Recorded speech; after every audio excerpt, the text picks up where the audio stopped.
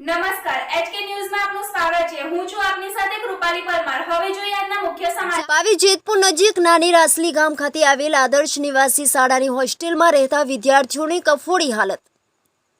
છોટાઉદેપુર જિલ્લો એ આદિવાસી બાહુલ્ય વસ્તી ધરાવતો જિલ્લો છે, જે આદિવાસી સમાજના ઉદ્ધાર માટે અને આદિવાસી લોકોના બાળકોની અભ્યાસ માટે ગુજરાત સરકાર દ્વારા કરોડો રૂપિયાની ગ્રાન્ટ ફાળવવામાં આવે છે, જેથી ગામડાઓમાં ગરીબો લોકોના બાળકો હોસ્ટેલમાં રહી સારો અભ્યાસ કરી શકે અને પોતાનું ઉજ્જવળ ભવિષ્ય બનાવી શકે, જેના માટે પણ કરોડો રૂપિયા ફાળવવામાં આવે છે। પરંતુ પાવી જેતપુરથી માત્ર 1 કિલોમીટરના અંતરે આવેલ નાની રાસલી ગામમાં આદર્શ નિવાસી શાળા આવેલી છે, જ્યાં છોટાઉદેપુર જિલ્લો તેમજ અન્ય વિસ્તાર લગભગ 135 જેટલા બાળકો હોસ્ટેલમાં રહી અભ્યાસ કરે છે, જ્યાં તેઓને અનેક મુશ્કેલીઓનો સામનો કરવાનો વારો આવ્યો છે, જેમ કે જમવાનું બરાબર આપતા નથી, સંડાસ બાથરૂમ ખૂબ જ ગંદા અને દુર્ગંધ મારતી હાલતમાં જોવા મળી રહ્યા છે। બીજી મહત્વની વાત એ છે કે 135 જેટલા બાળકોની દેખરેખ માટે જે તે સમયે કોઈપણ જવાબદાર કર્મચારી હાજર જોવા મળ્યા ન હતા, અને જો આ પરિસ્થિતિમાં કોઈ બાળક બીમાર પડે અને એમરજન્સી જરૂર પડી તો બાળકનું શું? એસીવાળા ચેમ્બરમાં બેસી સબચંગાની ડંફાસો મારતા અધિકારીઓ થોડો સમય કાઢી આ બાળકોની સમસ્યા સાંભળશે ખરા? એવા મોટા સવાલો અહીં ઊભા થઈ રહ્યા છે। રાષ્ટ્રીય આદર્શ નિવાસી શાળા જીમનું સામાન આવ્યું છે, પણ હજુ સુધી ખોલતા નથી ને બધું કટાઈ ગયું છે અંદરનું અંદર,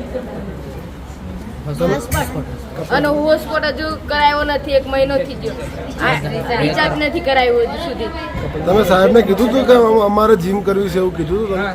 હા કીધું હતું। તો સાહેબ શું કહે છે? સાહેબ ખોલ દેશે એમ કહે છે, ખોલતા નથી। તમે રજૂઆત કરી હતી સાહેબને? હા। શું નામ છે સાહેબનું?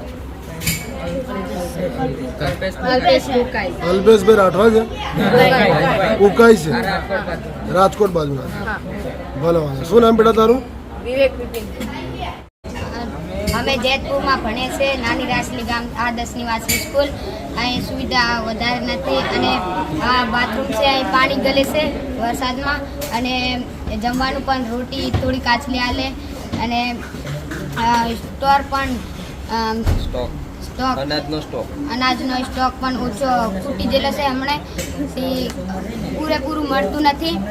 તે હમણાં હાબુ આલે પણ એક જ હાબુ આલે, ને કપડાં ધોવાનું પણ એક જ આલે, ને સ્પાઈડર ડેટ પણ મળે છે, ને 2-3 મહિનાના બાકી છે, હાલતા નહીં વધારે।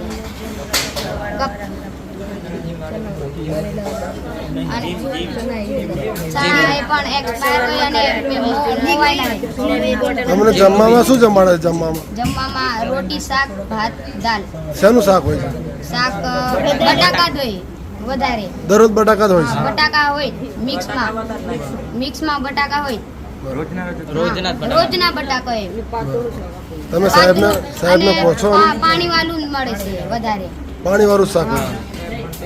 તમે સાહેબને કીધું તું, રજૂઆત કરી હતી એની? આમ વધારે નહીં કહેતા અમે। સારું।